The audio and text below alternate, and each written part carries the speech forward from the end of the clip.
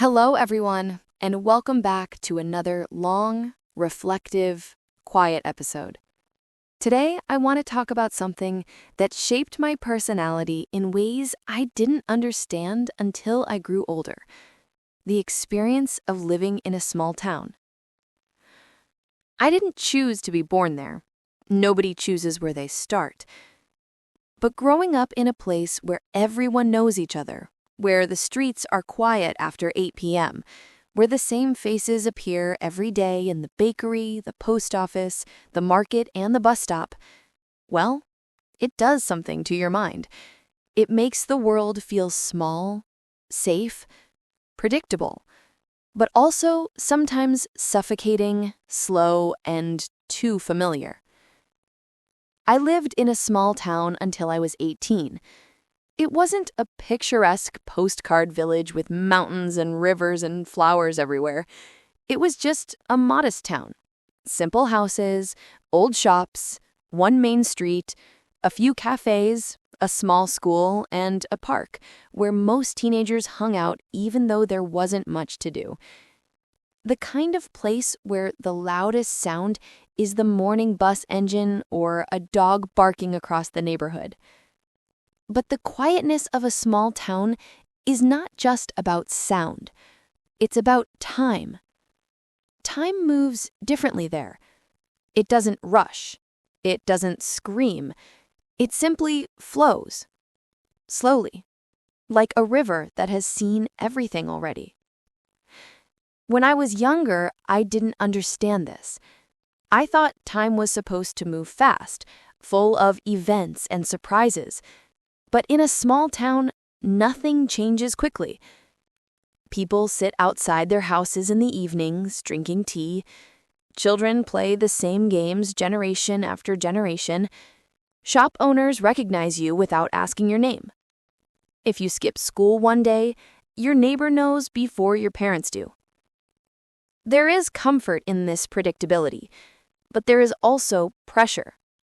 You learn very early that privacy really doesn't exist.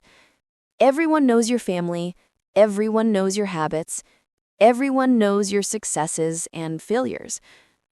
Sometimes this feels like support, like living inside a big protective circle where people care enough to ask, "Are you okay?" But sometimes it feels like living under a spotlight you never asked for. The streets I grew up on were narrow and quiet. On weekend mornings, I used to walk to the bakery at the corner. The owner, an old man with silver hair, always greeted me the same way. "Good morning. You're early today." Even if I wasn't early, he said it anyway. It was like a ritual. There was something peaceful about the routine. The smell of fresh bread, the warm light coming from the small window above the counter, the sound of newspapers being opened by customers waiting behind me. It was a simple moment, yet it marked the beginning of many of my days. In the afternoons, the town felt even slower. Some shops closed for a few hours. The streets looked almost frozen in time. Elderly men played cards outside the tea house. Kids rode their bicycles in circles around the same block. Life was predictable to the point of becoming almost rhythmic. But when you are a teenager, that rhythm can feel like a cage. I remember looking at the sky, imagining how big the world really was, wondering what cities looked like at night, how fast people moved there, how different they dressed, talked, lived. I dreamed of neon lights, large buildings, busy streets, everything my town was not. And yet, as I dreamed of leaving, there were moments when the smallness of the town felt warm, like a blanket that keeps you safe. Moments like late evening walks, when the air smelled of grass and wood, and the sounds of crickets filled the silence. You didn't have to rush anywhere. You didn't have to worry about danger. You didn't even have to lock your bicycle. Everything felt familiar, almost like a world designed for comfort rather than excitement. There was a small hill outside the town. I used to climb it when I needed to think. It wasn't a big hill, just tall enough to see the town from above. From there, all the houses looked tiny, like pieces on a board game. The streets looked like thin lines.